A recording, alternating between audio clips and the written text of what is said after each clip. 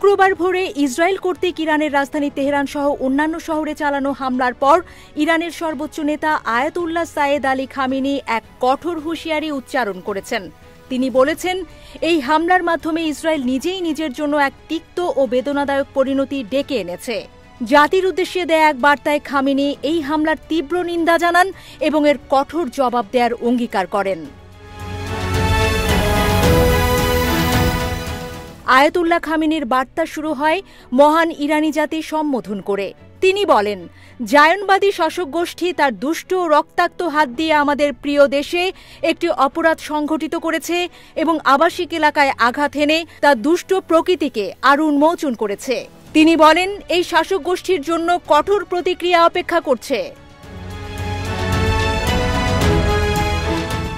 Khamenei আরও উল্লেখ করেন যে এই হামলায় বেশ কয়েকজন কমান্ডার এবং বিজ্ঞানী নিহত হয়েছেন। তবে তিনি আশ্বস্ত করেন যে তাদের উত্তরসূরি এবং সহকর্মীরা অবিলম্বে তাদের কাজ হাতে নেবেন। সর্বোচ্চ নেতা বলেন, এই অপরাধের মাধ্যমে জায়নবাদী শাসক গোষ্ঠী নিজেদের জন্য এক তিক্ত ও বেদনাদায়ক পরিণতিকে সিলমোহর করেছে এবং অবশ্যই সেই পরিণতি তার উপর আনা হবে।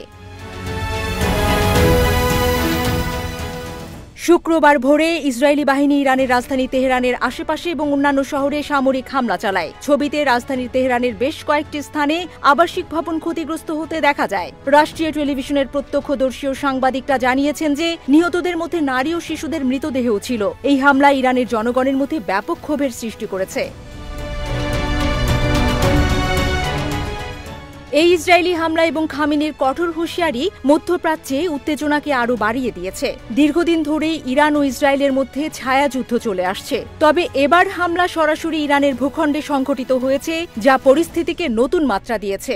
বিশ্লেষকরা মনে করছেন, এই হামলার পর ইরান প্রতিশোধমূলক পদক্ষেপ নিতে পারে, যা এই অঞ্চলে একটি বড় সংঘাতের জন্ম দিতে পারে। আন্তর্জাতিক সম্প্রদায় এই পরিস্থিতি গভীরভাবে পর্যবেক্ষণ করছে এবং উভয় পক্ষকে সংযম প্রদর্শনের আহ্বান জানাচ্ছে।